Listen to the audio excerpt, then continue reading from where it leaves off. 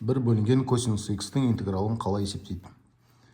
Көп жағдайда оқушылар ln косинус x деп қателесіп жатады. Бұл жағдайда біз алымында бөлімінде косинус x-қа көбейтеміз. Косинус x dx бөлінген бөлімін көбейтсек косинус квадрат x шығады. Одан кейін интеграл косинус квадратты синус арқылы өрнектейміз. Косинус x dx бөлінген 1 минус синус квадрат x тең болады.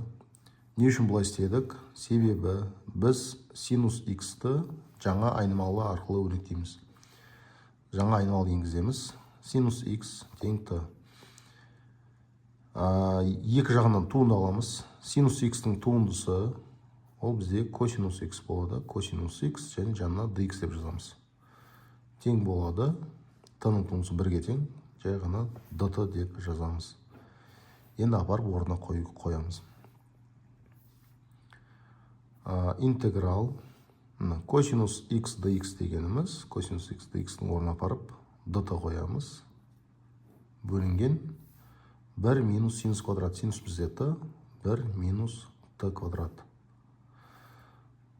1 минус t квадрат дегеніміз қысқаша көбейту формуласы бойынша квадраттардың айырымы 1 азайту t және 1 қосу t деп екі жақшаға жіктеуге болады. Тең болады. Мұна тұрған бөлшекті біз 1 бөлінген 1 минус t қосылған 1 бөлінген 1 плюс t деп екі бөлшектің қосындысы түрінде жазатын болсақ, бізде алымында 2 шығады және интегралының алдына 2-ден 1 деп жазып қоямыз. Ол кезде мына бөлшекке тең болады. Бұл жерде dt-ның алдында коэффициент 1-ге тең.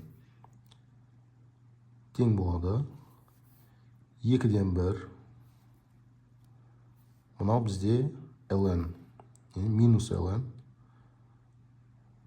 Минус ln 1 минус t қосылған 2-ден 1 ln 1 плюс t. Тең болады. 2-ден 1-ді жақшының сыртына шығарып жіберсек, ln азайту, ln-нің қасиетін қолданатын болсақ, логарифмнің қасиеті. ln 1 қосылған t бөлінген 1 азайтылған t. Яғни логарифмдерді азайтқан кезде олардың ішіндегі өрнектері бөлініп кетеді. Қосылған қосылсын ұмытып кеттік.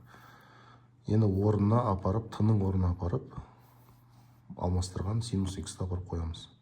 Сонда ln 1 плюс синус x бөлінген 1 минус синус x плюс c.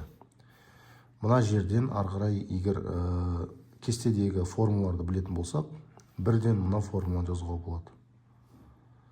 Ал енді дәл осылай синус x-ті де есептеуге болады.